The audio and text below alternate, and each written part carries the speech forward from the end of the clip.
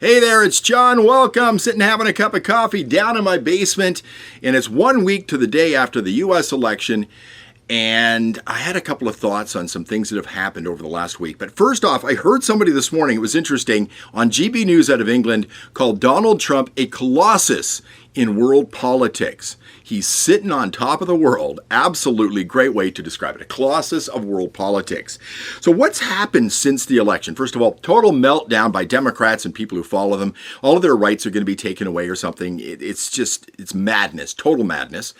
But there were a couple of things that have been floated out there since the election regarding Kamala Harris. First off, people suggested that Justice Sotomayor on the Supreme Court should step down. She's 70, apparently not in the best health. She's got diabetes or something. And that if she stepped down, Joe Biden could nominate Kamala Harris to be on the Supreme Court. Now, first off, Justice Sotomayor has said, no, that's not going to happen. So that disappeared pretty quickly. Plus, I don't think you could get somebody onto the Supreme Court so quickly with a quick turnover like this, particularly with the holidays coming up. So that's not going to happen. So that disappeared. But the next thing was some guy who used to work for Harris on that lunatic asylum, MSNBC, suggesting Biden should step down. And that means Kamala Harris would be the first female president and would be the 47th president of the United States, if for only a month and a half or something like that. And they also, I think somebody suggested they could also get Donald Trump as well, because all of his hats and t-shirts say 47 on it, and he wouldn't get anything out of that. We could really screw over those Republicans.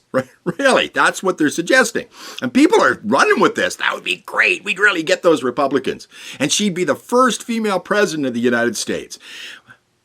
But when you think of it, that would be pretty lame. Really lame. I mean, don't you think the first female president of the United States should be somebody who beat maybe another man in a fair fight? Wouldn't that show that women are pretty weak if they have to get that position through this type of process? Really, really lame. Plus, what a lot of Democrats aren't saying, and they're trying to become more introspective and look into why they lost this election so bad, but nobody's really saying what I think is pretty true, that I don't think Joe Biden's very happy about what happened to him. You know, I know that he has dementia, and Republicans have known that for about 3 years. It took the Democrats until the debate against Trump to figure it out. But I don't think he likes Kamala Harris all that much. I think he did a few things to undermine her campaign.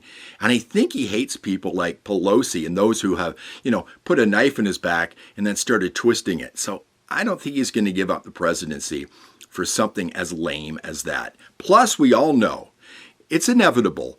Somewhere along the line, a woman will be the president of the United States. That's going to happen, but they're going to go through the process and fight their way through to win a battle at the end to become the president.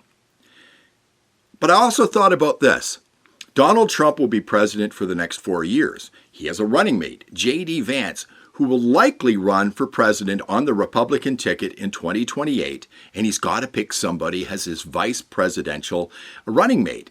And I right now think Tulsi Gabbard would be the perfect person to do that. So Vance is president for 8 years, and then Tulsi Gabbard becomes the first president of the United States. And she's a Republican now.